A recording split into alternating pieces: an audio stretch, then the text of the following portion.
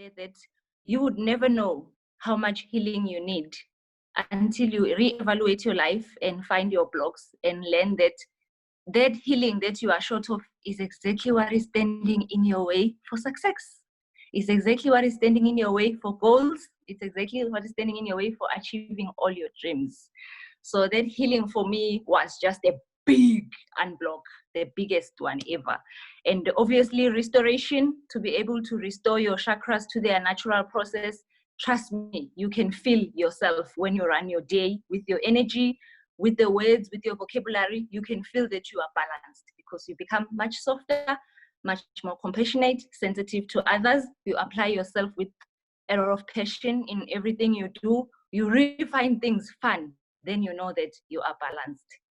And whenever you're out of balance, it's no issue at all. I enjoy living with the polarities of this life because whenever I shift, I know exactly what to do to shift again. And I just enjoy that a lot.